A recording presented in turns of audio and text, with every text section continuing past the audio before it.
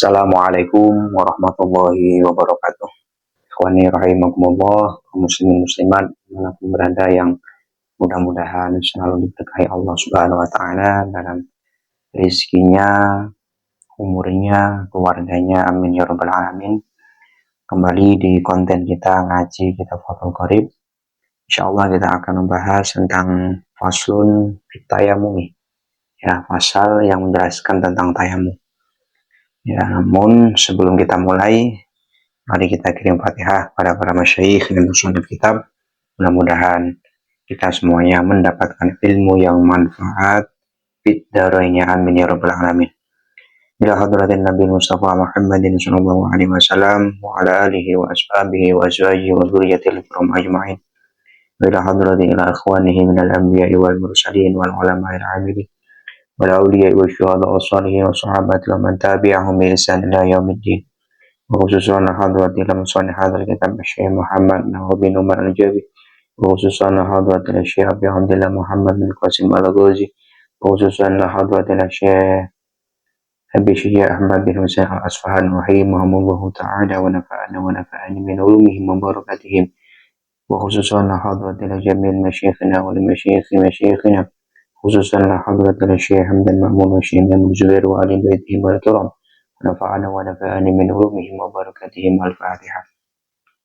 بسم الله الرحمن الرحيم. الحمد لله رب العالمين الرحمن الرحيم مالك يوم الدين إياك نعبد وإياك نستعين اهدنا الصراط المستقيم صراط الذين أنعمت عليهم غير المغضوب عليهم ولا الضالين آمين. فصل في التيمم. وفي بعض نسخ المتن تقديم هذا الفصل على الذي قبله. Wa tayammumu lughatan al-qasdu wa syar'an isalu turabi tahurin lil-wajhi wal yadaini badalan an wudu'in au ghuslin au ghusli udwin bi syara'ita makhsusatin. Jadi pasal di sini menjelaskan tentang tayamum. Tayamum itu adalah salah satu alternatif kedua, ya. Wudu, mandi, ya. Kalau ini tidak bisa, maka ada pengganti. Berarti alternatif ketiga, ya, yaitu tayamum. Menjadi pengganti dari wudu, menjadi pengganti dari mandi, dan bahkan bisa menjadi pengganti daripada membasuh anggota dari badan, ya, yang karena luka atau mungkin ada yang patah sehingga harus diperban. Nah, itu bisa diganti dengan tayamum. Nah, nanti secara tafsilnya, perincinya kita akan bahas di next video selanjutnya. Jadi yang dimaksud daripada tayamum itu memindahkan debu yang suci mensucikan di wajah dan kedua tangan sampai siku. Ini tayamum, ya. Nah, bisyara itu maksusotin, dengan syarat-syarat yang dikhususkan. Ya, niat, ya kan, tertib, urutan. Kemudian lemah, tidak bisa menggunakan air, gitu. Dan masuk waktu. Ini karena tayamum adalah bersuci yang turut, gitu. Sehingga kalau turut itu ya nggak bisa kalau tidak masuk waktu sholat. Ini kalau kita mau sholat zuhur misal, ya tayamumnya harus pas masuk waktu sholat zuhur, tidak bisa sebelumnya. Tapi kalau mau ibadah yang lain, yang sunnah, itu ya bisa. Kayak baca Al-Quran misal, atau mungkin sholat duha, gitu. Nah, ini maksudnya harus masuk waktu adalah ketika sholat 5 waktu, gitu ya. Nah, ada 5 hal yang harus kita perhatikan, ya, sebelum kita akan tayamum. Yang pertama, wujudul udhri bis safarin aw marudin. Di adanya uzur, ya, adanya hal yang di situ alasannya itu bisa memperbolehkan dia tayamum, ya, baik dalam perjalanan maupun karena sakit, ya. Dalam perjalanan ini ada beberapa keadaan. Satu, ada orang yang yakin betul nggak ada air. Contoh, misal dia yakin betul nggak ada air, ya untuk bersuci itu dia ada di daerah yang panas gersang seperti di gurun pasir. Nah ini langsung tayamum. Yang kedua, dia memperkirakan ada air, gitu ya, ada air. Artinya dia belum yakin betul nih, yang kedua ini. Gimana kalau seperti itu? Nah maka dia wajib mencari. Pertama, dia nyari di area sekitar dia tinggal, kemudian ke teman-temannya jika ada. Nah, kemudian kalaupun tidak ada, dia harus berjalan di 4 arah, ya, selatan, utara, barat, timur. Tapi perlu diperhatikan, ini enggak kok langsung ke sana barat sampai ujung, enggak, ya. Nah, dalam beberapa kitab sudah saya tulis di sini, ya. Kalau dalam kitab Kasyifatus Sajah itu intinya itu misal ya, kalau digabungkan antara kitab Fathul Qarib syarahannya di sini dengan Kasyifatus Sajah itu sebetulnya nggak harus berjalan ke 4 arah ini. Jadi yang penting pandangan kita itu ya bisa kira-kira 180 meteran. Ya. Itu sudah mencakup ya. Jadi batasannya jauhnya segitu. Nanti kurang 200 meter, misal ke barat nih, kita melihat kira-kira sampai 200 meter. Gitu. Kalau misal masih terhalang ya maju dulu. Sehingga pandangan ini sampai ke 188. Minimalnya 141 sampai 188. Nah, kemudian misal ke timur, seperti itu juga. Jadi nggak harus kok berjalan tuh nggak. Ya, kalau misal memang itu tanahnya lapang dan kita nggak membutuhkan berjalan itu udah cukup. Arah ke sana sekitar 188 meter, ke depan sana, ke belakang, ke samping, kanan kiri, itu sudah cukup. Artinya itu untuk menggugurkan supaya kita boleh pindah ke tayamum gitu. Nah, gimana kalau misal ada tapi jauh? Nah, kalau ada tapi jauh, ya kalau dalam kitab Fiqhul Manhaji itu 2,5 kilometer itu sudah dikatakan jauh. Ya, maka kalau dengan kitab itu ya sudah kita boleh tayamum karena jauh. Masyakoh berat, ada rasa berat. Nah, tapi kalau misal ada kendaraan dan dimungkinkan di situ belum waktu sholatnya belum habis, ya kalau itu lebih meyakinkan tidak masalah. Tapi kalau sampai jalan itu sudah jelas masuk uzur, artinya boleh untuk tayamum. Ada lagi keadaan begini dalam perjalanan itu, ada sumur ya, tapi saking banyaknya orang misal antri, nah kalau misal pas bagian kita itu kayaknya waktu sholat habis, maka boleh tayamum, itu juga begitu. Ada lagi keadaan di mana kita itu ada air ya, misal tapi ada hewan ya, ada hewan yang membahayakan, ular ataupun semacamnya, itu juga bisa menjadikan kita tayamum ketika memang habis waktunya, artinya memang tidak ada lagi pandangan air kemana itu nggak ada misal. Nah, terus waktu ini mau habis, nah itu pindah ke tayamum gitu. Ada lagi juga airnya itu nggak ada kecuali untuk minum kita. Nah, dalam fikih itu ada teori ya. Jadi menjaga hifdzun nafsi itu muqaddamun. Menjaga jiwa itu lebih diutamakan daripada hanya sekedar bersuci. Nah, maka ada istilah dalam ini, dalam babagan tayamum itu hayawan muhtaram wa hayawanun ghairu muhtaram.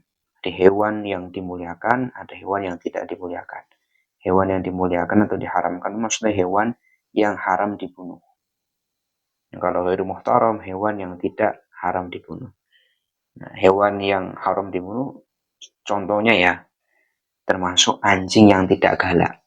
Ini termasuk hewan yang harus dimuliakan, tidak boleh dibunuh. Artinya kalau misal ada air kita, dan kalau misal kita buat wudhu, ini anjing nggak bisa minum, kehausan, maka kita nggak boleh kok tayamum, nggak boleh kita wudhu maksudnya. Ya, itu dikasih ke anjingnya dan kita ganti tayamum. Alasannya satu, karena itu termasuk hewan yang haram dibunuh untuk menjaga jiwanya. Yang kedua, kita ada pengganti lain untuk bersuci, yaitu tayamum. Ataupun sebabnya sakit. Sakit ini ada 3 hal ya. Satu, memang betul-betul kalau misal sampai nempel air, sampai menggunakan air ini membahayakan jiwa atau mungkin manfaat daripada anggota badan. Jadi lumpuh ataupun semisalnya. Ya tentunya atas diagnosa dokter gitu ya. Yang kedua, kalau misal menggunakan air, itu kata dokternya akan tambah lama sembuhnya. Ini boleh menggunakan tayamum. Tapi yang ketiga, ini nggak ada efek yang efek yang dahsyat gitu. Artinya mungkin cuma kalau kena air tuh perih banget gitu misal. Nah, tapi efek setelahnya nggak ada yang parah. Atau mungkin cuma bintik-bintik aja kalau kena air. Ya, bintik-bintik kecil. Seperti bintik-bintik habis orang kena cacar misal ya. Ini juga nggak bisa menjadi udzur kita itu tayamum. Itu dalam kitab Kasyifah seperti itu. Ya, jadi ini satu hal yang harus kita ketahui. Yang kedua, kita tayamum itu harus pas masuk waktu sholat. Nanti nggak boleh sebelum masuk waktu sholat. Karena itu tadi, karena tayamum adalah artinya bersuci yang sifatnya darurat. Nah, sehingga tidak bisa dikatakan darurat, ya, mepet kalau belum pas masuk waktu sholat. Nah, yang ketiga, wasalitu tolabul ma' ba'da dukhulil waqti binafsihi aw biman adzina lahu fi talabihi. Nah, bahkan mencari airnya pun itu mulainya ketika sudah masuk waktu sholat. Gitu ya. Ya karena darurat tadi itu. Jadi nggak bisa kok misal, sebelum masuk waktu sholat nyari dulu, itu nggak bisa. Artinya orang nyari air itu kan berarti di sekitarnya nggak ada air. Dia memperkirakan nggak ada air nih. Nyarinya itu untuk ke sana tadi, ya itu ketika sudah masuk waktu sholat. Terkecuali ada darurat yang memang mewajibkan mencarinya itu sebelum masuk waktu sholat. Kalau dalam sini, ya dalam syarahnya ini dikatakan seperti kanat al-qafilatu azimatan la yumkinu qat'uha illa bil mubadarati qabla al-waqti. Seperti ada kafilah, ya rombongan yang begitu besar, rombongannya banyak jamaahnya misalnya. Ya, kalau diberhentikan nggak mampu, nggak bisa.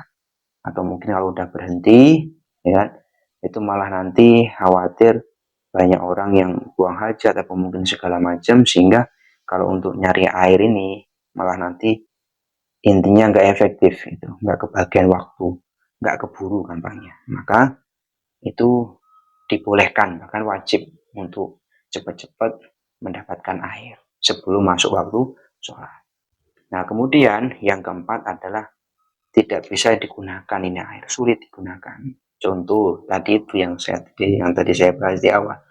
Contoh seperti dia takut ya akan terjadi hal-hal yang buruk dalam dirinya, badannya. Nah, tentunya semua ini nggak boleh hanya disandarkan dengan perkiraan kita. Jadi harus lewat diagnosa daripada dokter. Kecuali kita mengetahui ilmu kedokteran dikit-dikit. Sekarang kan ada YouTube atau mungkin kalau di sosial media ada halo dokter macam-macam. Di situ kita bisa tahu informasi yang valid, maka itu bisa menjadikan rujukan kita untuk ini tayamum atau tidak. Jadi intinya, saudara, tayamum itu adalah alat untuk kita bersuci ya supaya tetap bisa ibadah, gampangnya gitu. Jadi nggak ada air, debu pun jadi, gampangnya gitu. Bahkan kalau kita akan bahas nanti di pasal tentang syarat-syaratnya sholat, itu orang faq itu tohurain ya, orang yang tidak ada alat sesuci, nggak ada air, nggak ada debu, ini bisa juga sholat. Sholatnya li hurmatil wakti. Ya, tapi harus diiyadah, harus diulangi nantinya. Tapi tetap artinya tidak ada yang bisa menghalangi kita untuk ibadah dalam hal apapun, gitu ya. Tentunya ada rukhsah-rukhsahnya, ada kemurahan-kemurahan yang diberikan agama kepada kita yang memang betul-betul mau ibadah kepada Allah Subhanahu wa Ta'ala. Kemudian yang kelima, itu harus dipastikan debunya ini suci mensucikan, ya, tidak mustakmal, atau mungkin tercampur dengan najis, atau mungkin tercampur dengan hal-hal yang lain. Mustakmal tuh contohnya gini, ini air ketika udah dipindahkan, blek misalkan, pakai. Nah ini debunya ini yang setelah untuk ngusap wajah, ini kan ada debu nih. Ini dipakai lagi ke sini nggak bisa. Ini mustakmal, gitu ya, gampangnya gitu. Atau mungkin nggak boleh juga tercampur dengan perkara yang lain. Contoh kayak tercampur minyak, misal, ja'faron, misal. Atau mungkin tercampur dengan kapur, misal. Dan lain-lainnya, itu nggak bisa. Ya, atau mungkin mutanajis. Contoh nih, debu ini betul-betul diketahui memang hasil daripada galian kubur. Ya, jadi ada orang gali kubur, ini debunya di atas kan ada tanahnya, ini nggak bisa digunakan untuk tayamum. Kenapa? Dalam syarahnya dikatakan karena debu dari galian kuburan itu pasti ada ikhtilat, percampuran antara sodid nanah ya dengan tanahnya. Nah, otomatis tanahnya ini mutanajis. Tapi harus diketahui kalau masih ragu ini masih bisa digunakan. Kalau emang diyakinkan emang dari galian, nah maka tidak boleh digunakan untuk tayamum. Gitu. Nah, kemudian harus disifati juga hubarun debunya ini ya. Hubar itu gini ya. Hubar itu maksudnya, saya tulis ya. Hubar itu maksudnya madhaqqa minat turabi aw ghairihi bihaitsu yashalu ta'alluquhu fil hawa'i. Jadi partikel dari debu itu ya, itu yang kecil-kecil itu sekiranya itu bisa mudah terbawa angin ya. Jadi kalau misal gampangnya gini plek, nah itu yang seperti itu yang bisa digunakan untuk tayamum. Kalau sampai basah ini nggak bisa ya, basah itu nggak bisa. Nah itu ya mungkin hal-hal yang harus diperhatikan ketika kita akan tayamum gitu. Ya, tentunya kita akan bahas lagi tentang fardu-fardu tayamum, sunnah-sunnah tayamum, dan ada lagi harus perhatikan yaitu bagaimana tayamumnya orang yang diperban ya. Ini akan kita bahas di ngaji selanjutnya insyaallah. Itu cukup sekian untuk pertemuan pada kesempatan kali ini. Wallahul muwaffiq ila aqwamit thoriq. Wassalamualaikum warahmatullahi wabarakatuh.